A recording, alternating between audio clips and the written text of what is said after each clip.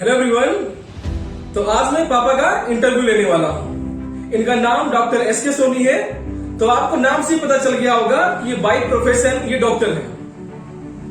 तो interview start करने से पहले जो आज तक पापा से नहीं बोल पाए पहले वो बोल देते हैं, फिर इंटरव्यू स्टार्ट करते हैं। पापा, अभी तक ऐसा कुछ खास तो नहीं कर पाए हम जिससे आपको मुझ पर प्राउड हो सके, पर हमें बहुत प्राउड है आप पे। जब भी कहीं जाते हैं बड़ा सम्मान मिलता है। लोग कहते हैं कि पिताजी बड़े अच्छे इंसान हैं। विश्वास मानिए, दिल बड़ा खुश हो जाता है। कभी कह तो नहीं पाए आपसे, पर प्यार बहुत करते हैं आपसे। तो चलिए, आज पापा से बोल दिया मैंने कि पापा से मैं कितना प्यार करता हूं। कभी जाहिर नहीं कर पाए इस बातों को, तो आज इस इंटरव्यू के मौके पर कम से कम बोल पाए पापा से। तो स्टार्ट करते हैं क्वेश्चन। पापा, मैंने बहुत से लोगों से सुना है और उनके जो क्वेश्चन थे और उनसे मैंने अपना एक क्वेश्चन फ्रेम किया है कि बच्चों के सपनों के आगे अपने सपने भूल गए, बच्चों की जरूरतों के आगे अपनी जरूरतें भूल गए, बच्चों की पसंद नापसंद के आगे अपनी पसंद नापसंद भूल गए। तो इस पर आपका क्या कहना है? हमने जो मेहनत किया है, जो हमने दूसरों से सीखा है, गुजरों से, परिवार से, अपने बड़ों से, कि बच्चों को पढ़ाने के लिए, आगे बढ़ाने के लिए, परिवार को आगे बढ़ाने के लिए कितना मेहनत करना पड़ता है, कैसे बच्चे आगे बढ़े, उसके लिए कैसी व्यवस्था करनी पड़ती है, उसका सारा मैंने अपना ध्यान रखते हुए कि बच्चों को आगे पढ़ाना, बच्चों को आगे पढ़ाने में पूरा मैंने योगदान दिया। उसके लिए चाहे मुझे थोड़ा पीछे हटना पड़ा या अपने सब को नहीं पूरा कर पाया, क्योंकि बच्चों को कभी किसी प्रकार का कमी नहीं आने दिया कि आज जो बच्चे पढ़ करके हमारे आगे निकल जाएंगे तो वो भविष्य होंगे देश के और हमारा भी भविष्य उज्जवल होगा। ये मेरा काम था और उसमें मुझे सफलता 100% लगभग मिली हुई है। क्योंकि हमारा एक बड़ा लड़का जो है वो डॉक्टर हो गया, दूसरा लड़का पढ़ करके प्राइमरी में टीचर हो गया और तीसरा लड़का हमारा जो है वो इंजीनियर हो गया। उसका कारण था कि संस्कार अच्छे मिले, अच्छा स्कूल मिला, अच्छे गार्जियन मिले, पढ़ाने और पढ़ने दोनों का सहयोग मिला, घर का सहयोग मिला, हमारे इष्ट मित्रों का सहयोग मिला। मैं पटना जहाँ से मैं रहता हूँ वहाँ के लोगों का पूरा सहयोग था। हमने कभी किसी का अहित करने नहीं सोचा और हमेशा ये सोचा कि सबका हित हो और सबके हित के साथ मेरा हित हो। तब आज ये सफलता मिली कि मेरे तीनों बच्चे, एक लड़की हमारी जो डॉक्टरी पढ़ रही है, तो सभी बच्चे हमारे बिल्कुल सेटलमेंट पे हैं जी। तो हमारा दूसरा क्वेश्चन है कि अगर आपका अपने बच्चों के लिए कुछ संदेश हो या मैसेज हो या कुछ सुझाव है तो आप क्या देना चाहेंगे अपने बच्चों को? जैसे मैंने मेहनत किया है, जिसे मैंने लगन से आप लोगों को पढ़ाया है, जो मेरे संस्कार मुझे परिवार से या माता पिता से मिले थे, कभी जीवन में अपने गुरु को, अपने माता पिता को, अपने भाइयों का, अपने से बड़े मित्रों का सम्मान करना कभी नहीं भूलना चाहिए और हमेशा याद रखना चाहिए कि हमारे जो पिताजी है या हमारे जो माता जी है, उन्होंने कितना योगदान किया मेरे लिए, कितना कष्ट था हमारे लिए, कैसे कैसे कर करके मुझे इस रास्ते तक यहाँ तक पहुँचाया है, उसका हमेशा ध्यान रखना चाहिए और ऐसा कोई काम नहीं करना चाहिए जिससे समाज में दिक्कत पैदा हो, समाज में किसी प्रकार का अवरोध न पैदा हो।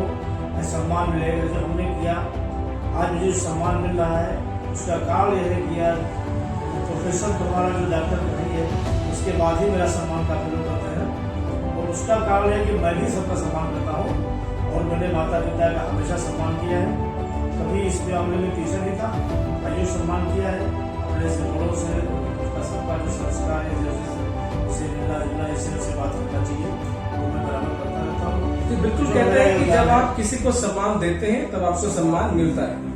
अब तो मेरा तीसरा क्वेश्चन आपसे है कि क्या बचपन में आप शरारती थे?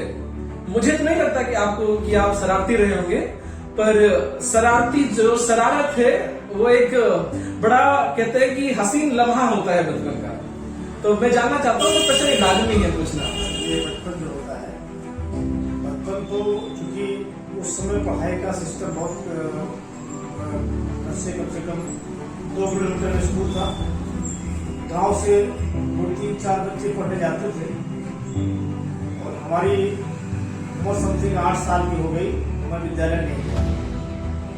जो गांव से बच्चे पढ़ने जाते थे तो उनके साथ 200-300 मीटर तक साथ चला जाता था पढ़ने के लिए और फिर वापस चला था, निराश होकर चला आता था। फिर हमारे बड़े भाई ने मेरा एडमिशन, मेरी मम्मी ने कहा तो मेरे बड़े भाई ने एडमिशन हमारा प्राइमरी स्कूल में करवा दिया, प्राइमरी पाठशाला। फिर वहाँ हम पढ़ना शुरू किए तो 3 साल में हम 3.5 साल में कक्षा 5 पास कर दिए। हमारे जो गुरु जी थे उसमें पढ़ाई बढ़िया करते थे। मैं गांव से अकेले पढ़ने के लिए जाता था।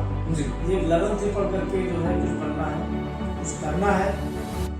और हमारी माँ चूंकि उस समय की पढ़ी हुई थी, उनकी भी एक तमन्ना थी कि मेरा लड़का पढ़े। वो प्रोत्साहित किया करती थी कि ये पढ़ने जाइए और मैं पढ़ता था। वहाँ पर हमको कबड्डी खेलने का शौक था, कुश्ती लड़ने का शौक था जी। लेकिन मैंने कभी किसी बच्चे की शरारत, किसी बच्चे को मारा नहीं, किसी बच्चे से कोई लड़ाई नहीं किया। हमेशा हमारे गुरु जी मेरा सम्मान हमको बहुत मानते थे, इसलिए कि मैं अच्छे कार्य करता था। हाँ, हमको गाने का बहुत शौक था। विद्यालय में जो भी प्रोग्राम होता था उसमें मैं गाना गाता था, उस टाइप के कीर्तन टाइप के, इस टाइप के सामाजिक गाने। तो उससे जो है हमारा पूरा विद्यालय में मेरा नाम था कि हाँ ये बड़ा आदमी है, किसके लड़के कहाँ रहने वाले, हाँ आगे जानता था। और कहते हैं अगर आपके अंदर लगन है तो परिस्थितियां उसका अवरोध नहीं बनती। अगर आप किसी चीज को चाहते हैं तो आपको वैसे रास्ते मिलने चले जाते हैं। कहते हैं जहाँ चाह वहाँ राह। मैं जब कक्षा 5 में था, कक्षा 4 ही में था जी, तो उस समय रामायण पढ़ने का जो था, हमारे यहाँ गांव में कीर्तन हो हुआ करता था हर मंगलवार को जी, और अखंड रामायण पढ़ी जाती थी। मुझे रामायण पढ़ने का बहुत शौक था। किसी का रामायण होती थी तो मैं पूरा दिन पूरा रात उस रामायण पढ़ा करता था, बहुत शौक था। कीर्तन गाता था। लोग कहते थे भैया उसमें डॉक्टर ने उसमें मामले में अच्छा था जी, लेकिन लोग कहते थे भैया देखिए ये उनका लड़का आ गया है और ये सोनापति का, और ये देखिए अभी रामायण पढ़ेगा, और हमारे लड़का देखिए बड़ा है इनसे, लेकिन वो नहीं पढ़ पाता है जी। ऐसा हम लोग मतलब कहते थे जी, बुलाना टाइप का कहते थे कि देखिए ये बच्चा जो पढ़ने पड़ेगा रामायण पढ़ लेता है और हमारा बच्चा जो रामायण नहीं पढ़ पाता है। तो हम उसके कोई प्रतिक्रिया नहीं करते थे। मैंने कहा भाई तो आपकी सोच है जी, पढ़ेगा, ऐसा नहीं पढ़ेगा, ये अपनी लगन होती है, हमारी लगन है पढ़ने की। मैंने उसको कंटस्ट कर लिया, पढ़ना शुरू कर दिया, पढ़ता हूँ। लेकिन मेरा ये हमेशा ये बात दिमाग में रहती थी, किसी का नुकसान न पहुंचाए, किसी से लड़ाई झगड़ा न करें और परिवार में मेरे मिलाप होकर रहे, साथ में रहते थे, सबके साथ में आते जाते थे। तो हमने पढ़ाई किया। पापा जैसे अगला क्वेश्चन है, हम सभी तो आपके संघर्ष के बारे में जानते हैं, पर जो आज जो दर्शक हमें जो देख रहे हैं, मैं चाहता हूं कि कहते हैं कि सफलता कोई ओवरनाइट सक्सेस नहीं होती कि आपको एक रात में सफल आप हो जाए। तो जो आपकी वजह से आज जो इतना हमें सम्मान मिलता है, इतना प्रेम मिलता है, इतनी इज्जत मिलती है समाज में, तो उसके पीछे आपका क्या संघर्ष रहा?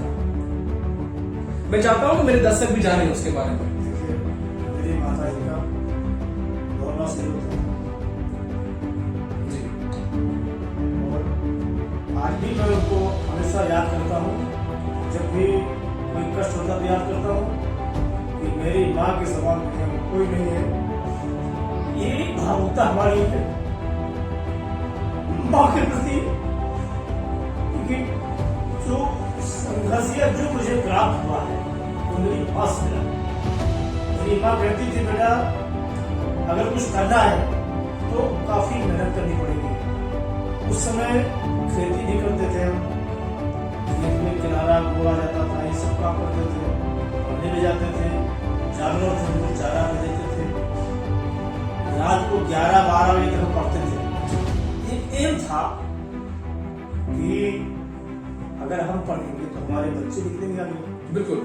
अच्छा, उसके लिए क्या था, जो हमारे मिलने वाले थे, हमारे दोस्त लोग थे या जो हमारे सीनियर थे, उनसे मुझे काफी सीखने को मौका मिला कि क्या करना चाहिए।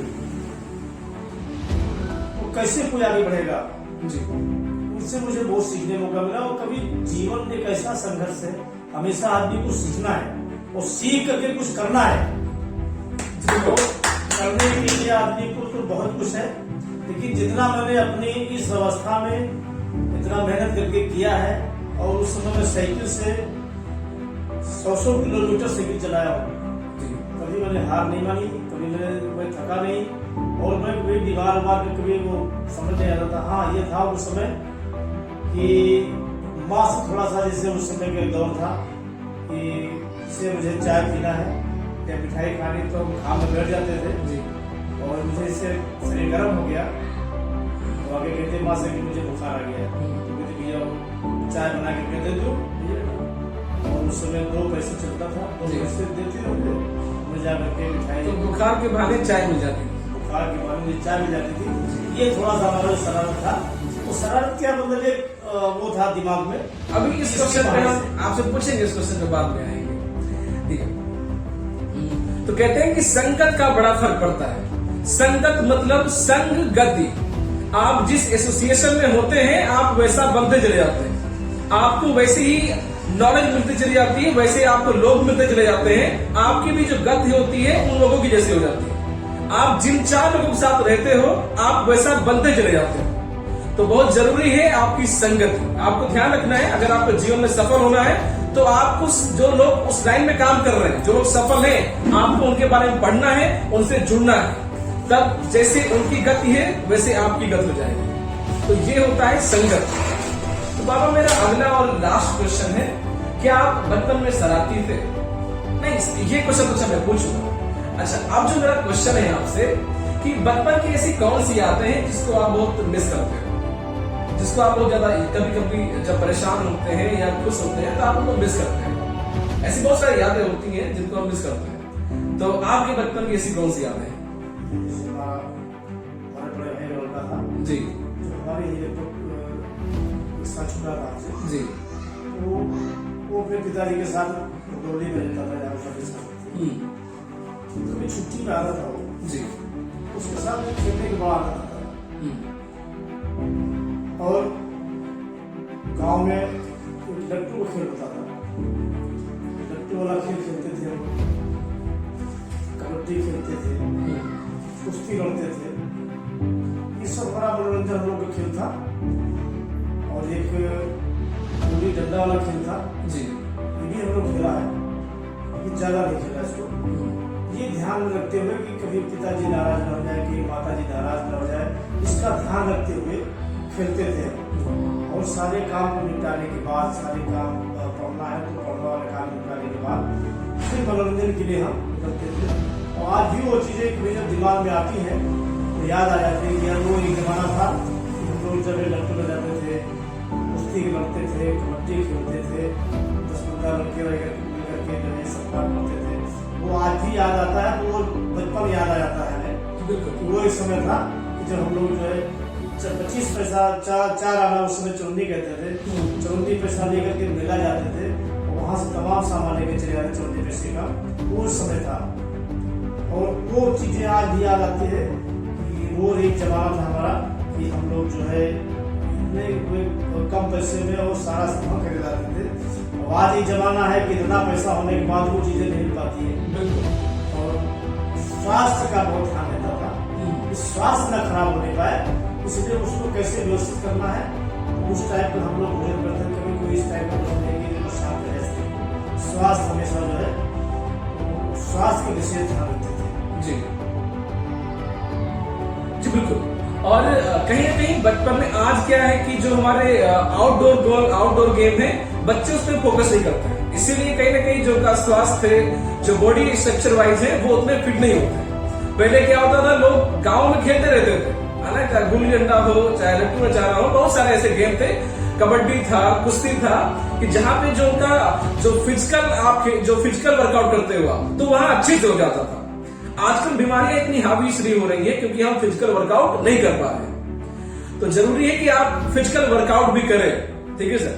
तो पापा की बातों से हमें जो पता चलता है कि जीवन में आपको संघर्ष करते रहना चाहिए। सफलता ओवरनाइट सक्सेस नहीं होती है। जो लोग सक्सेस हुए हैं उसके पीछे ना जाने कितनी रातें, ना जाने कितने दिन और ना जाने कितना संघर्ष करना पड़ता है, ना जाने कितनी मेहनत लगी होती है, तब जाके व्यक्ति सक्सेस होता है।